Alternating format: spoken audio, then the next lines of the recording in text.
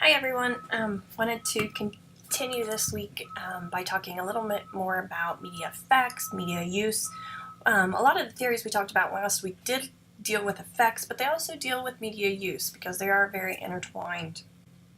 So, media use. Where do we start thinking about media use? Well, there's a couple different models and a couple different theories that come into play with media use. One is the expectancy value model. And basically what this says is that we have our behavior and our attitude are sort of this function of what we expect or we believe to happen when we use something. So we have these beliefs and we're trying to, again, gratify some type of need. So maybe I'm looking for an article for a research project, and so I've got this need to find out this, to gratify this need of finding information. I have a belief and a behavior based on previous experiences of what media is going to help me obtain a positive outcome of finding that information. So if you look at this model, I've got these beliefs and these evaluations of previous experiences towards the gratification that I have sought. And that leads me to my media consumption. And that leads me to what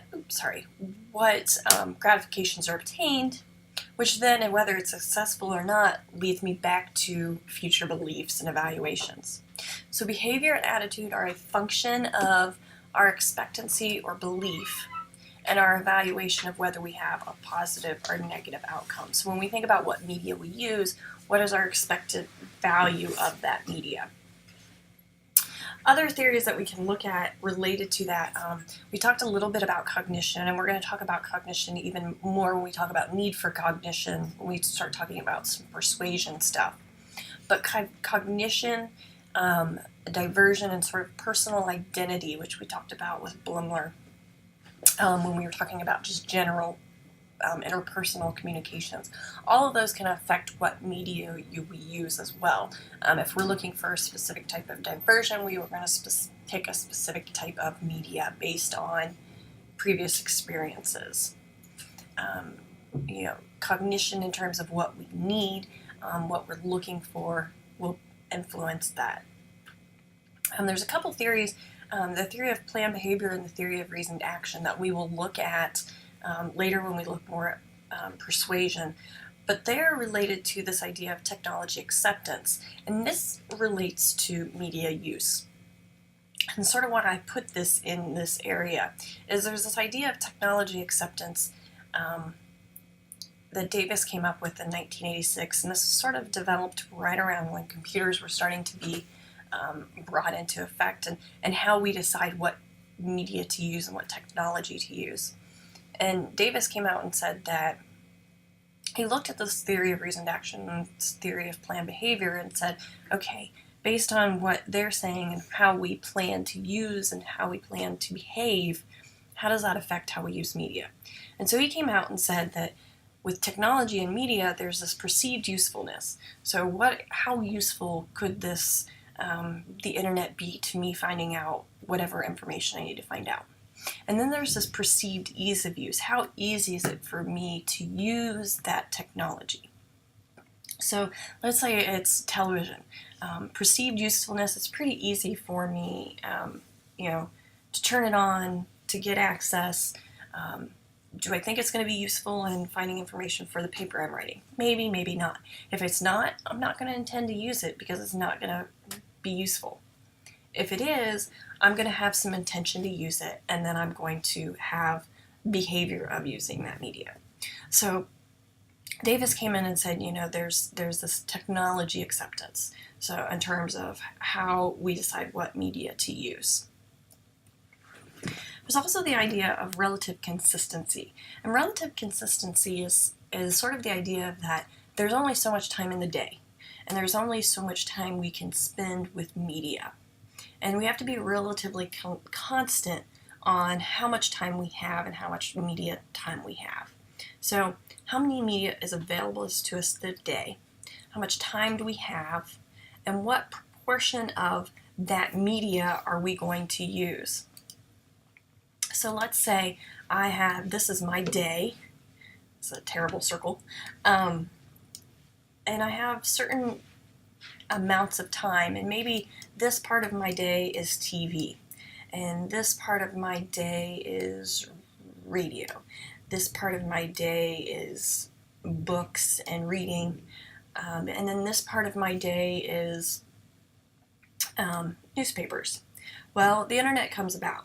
Well, this is all the time I have in the day, so I have to be relatively consistent in how much time I have. So I need to bring in the internet because it's new. So where am I going to put it? Well, maybe I'm going to take a chunk out of books, and I'm going to make this books and this internet. Okay, yeah, sorry, I can't draw with the internet, the PowerPoint pen here. So it's relatively consistent how much time we have and where we're going to put that media in. And a lot of this proportion of how much money we'll spend on media, how much time we'll spend on media stays constant.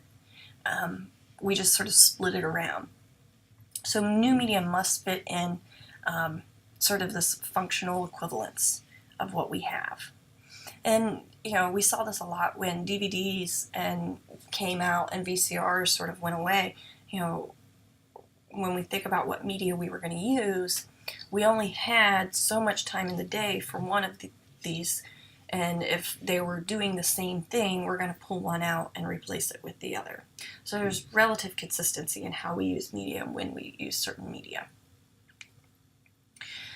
The other thing that relates to media use, but also somewhat of media effects, is the idea of knowledge gap. And I think we've touched on knowledge gap slightly a little bit earlier, and it really does influence lots of different areas in media and communications. And you probably have heard knowledge gap in other areas as well. Knowledge gap basically says the more general knowledge you have, the higher, or the more education, the higher your knowledge is going to be. And you're going to know more than those with less education and less knowledge.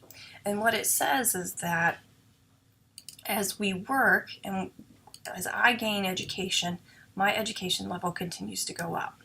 Well, somebody who maybe has a lower socioeconomic status, lower level of education, while they may gain knowledge over time, there's still going to be this large gap between our levels of knowledge based on where we've come from, how the advantages we've had of education, social economic status. So education sort of gives us this knowledge acquisition and gives us advantage. And it says that low SES are going to have less knowledge based on the shortcomings in terms of resources. So they may not know as much about public affairs. They may not know about using certain media as well. They may not be proficient in the internet and technology as somebody who is high SES. Now, this has transitioned over time in terms of technology. As technologies become more integrated into society, but there was always this gap there. And we'll talk again, we'll talk about a need for cognition. And low SES tends to not have the same need for cognition. It's not the same need to find out information because in their world, it's not as needed to fit in with culture as it is somebody who's in a high SES status.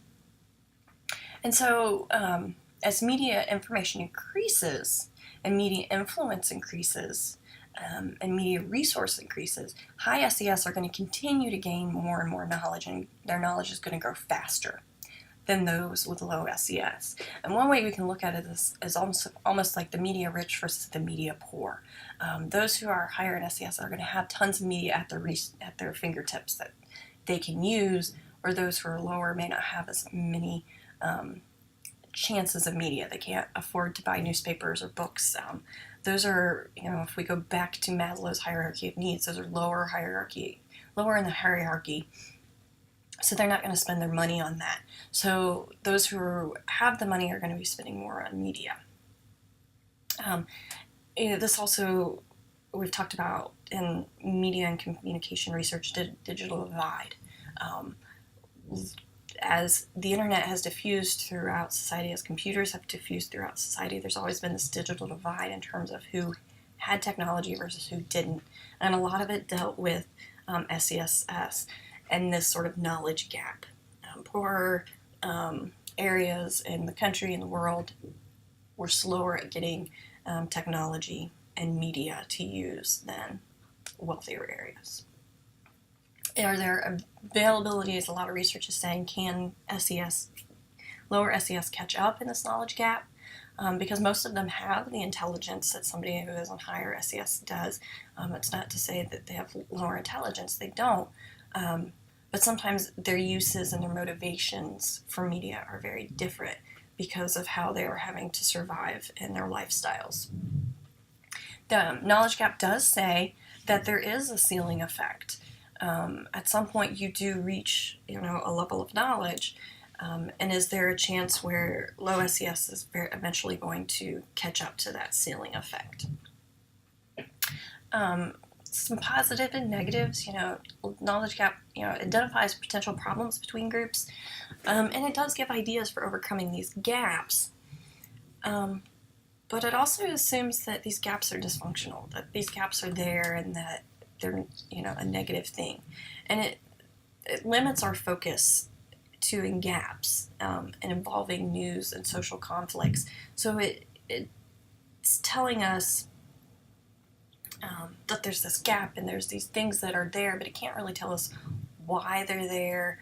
It doesn't, we can make assumptions of why it's there, but we can't make a pure understanding of what is the reason for that gap. And like I said, it really limits us in involving news and thinking about how social conflicts happen between these two groups.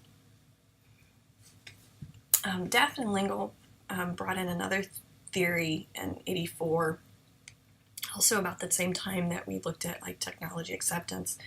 And they said there was a media richness. And again, a lot of this is when computers really started coming into play in relation to television and radio.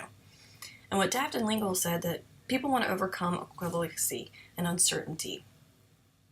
And they want to use there's a variety of communication media that can be used, but some are better for certain tasks than others. So as we think about what media we use, there's certain times when we should use one media versus another, possibly because of instant feedback or no feedback. The capacity of that medium to transmit multiple cues, whether it's body language, voice tone, inflection, using natural language, how personal that medium is with the message and with the task that's in hand. And it says, depending on how rich the media is and the task at hand, how effective it can be and which media should be used in certain situations. This is sort of the model that they use. And they say the richer the medium, the more effective the medium. And then the leaner the medium, the less effective. So at the leanest medium, you would see unaddressed documents, such as posters, bulk mail, things that aren't addressed to you specifically. Then we sort of move up to written but addressed, so letters, email. And then a two-way radio, telephone, video conferencing, face-to-face. And realize this model, again, was developed in '84, so we don't necessarily see things such as the internet, social media.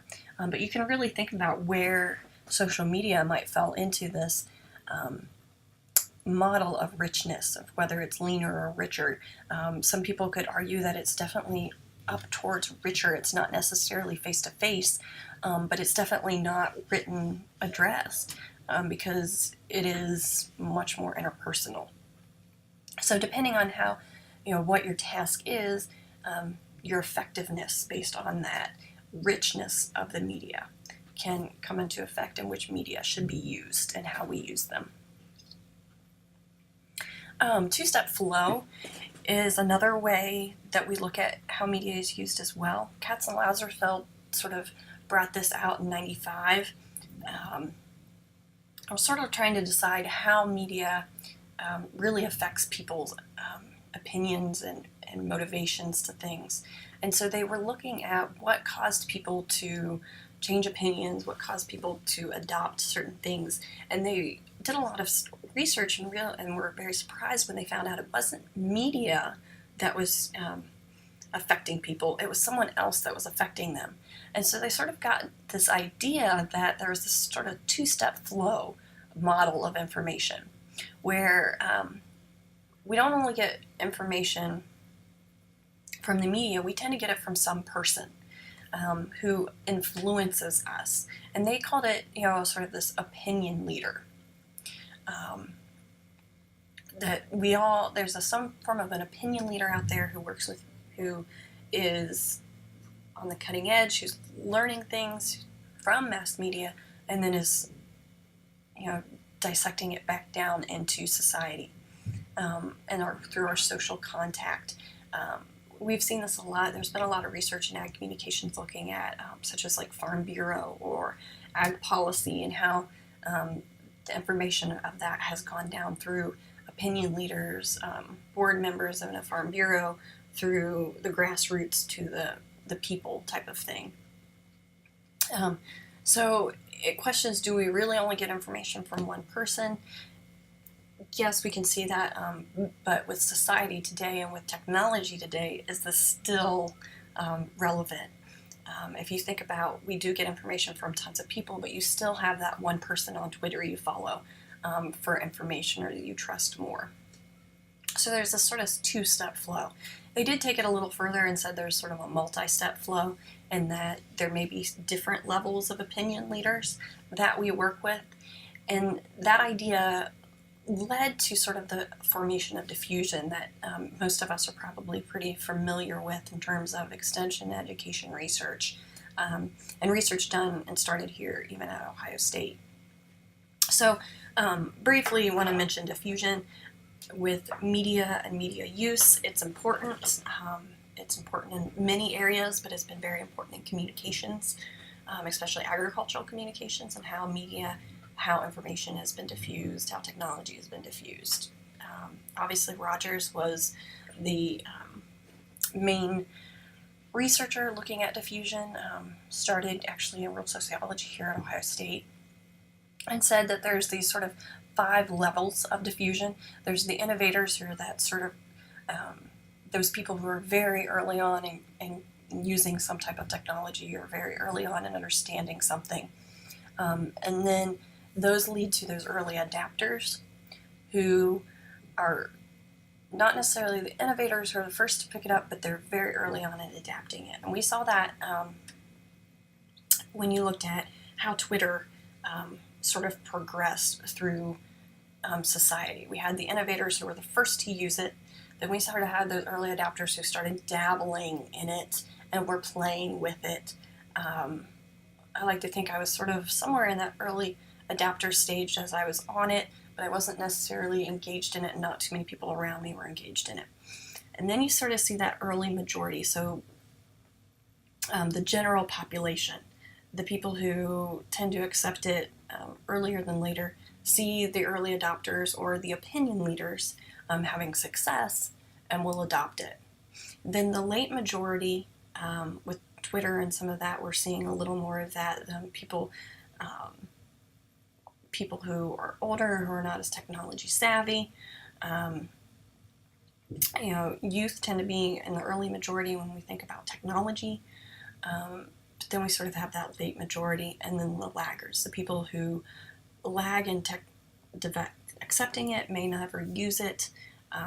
People who say, I don't have time for this. We may see that in some of our peers, especially, and again, with some technologies, it's definitely an age thing. But if you think about the two-step flow in terms of there being a opinion leader, those innovators and early adopters were definitely that opinion leader in sort of that initial stage. Obviously, diffusion is great. Practical guide for information campaigns, for media acceptance, but a lot of people say that it is very linear and source dominated, and really can underestimate the power of media. Even though if we go back and look at the two-step flow, even the two-step flow can delineate the power of media. It's saying that one person is affected by the media and they affect everyone else. Same thing as Rogers saying one person affects everybody else. Well, the media, especially when we think about social media, is that changing, or is it still just that one person? And it also says that, stimulation adopted by groups who may or may not want or need that media. So, sometimes things aren't diffused just because it's not needed. Let's say Twitter may not be being diffused in the middle of Africa, not because they're laggards, but because it's not necessarily needed for the things that they do, the survival that they deal with on a day-to-day basis. As we move on from here, I want us to look at, I want us to keep in mind how media affects people, how media is used by people, as we start thinking more into persuasion and how public relations and crisis communications, how we use the media for campaigns, information dissemination. So I will talk to you guys